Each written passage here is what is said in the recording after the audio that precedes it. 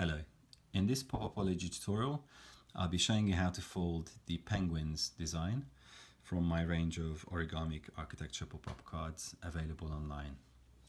So once you have downloaded and cut your template, you should end up with something that looks like this.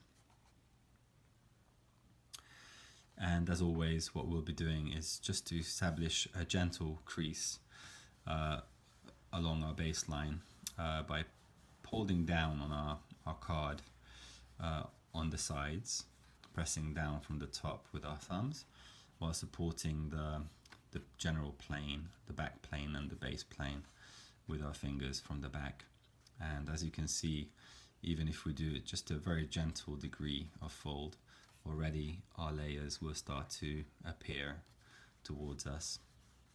And what we need to be kind of doing in sequence is to deploy these volumes, these layers in progression. So to start off with, we'll be making the first layer protrude, and then in sequence working towards the front.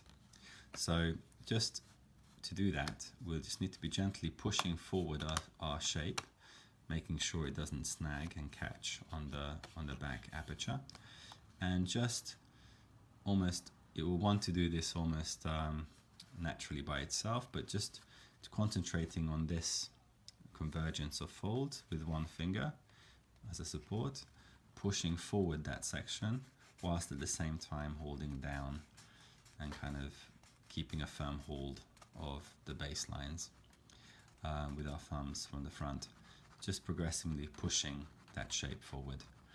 And then we can move on to the next layer. And again, you can see these delicate kind of detailed areas can snag. So just make sure that when you push those shapes forward, they are released towards you in space. But once they are, you can just literally press out that plane in on its own, and it will bring the next layer with it forward in space. And all that remains really at this stage, so without overfolding that second layer, is just to complete our deployment by making sure that our front figure of the emperor penguin is also protruding forward. And again, we just do this by pushing with a digit from the back, but at all the time, all the while, supporting our base and our back of the card with our hands from the sides.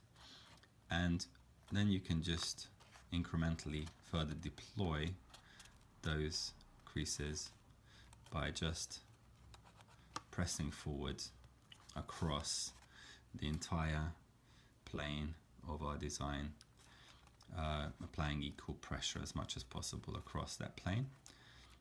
And you'll see everything starts to collapse into shape, but you might want to just concentrate on these convergences by just pinching from the back. But again, don't overdo it at this earlier stage until you have done a similar kind of adjustment to the front figure.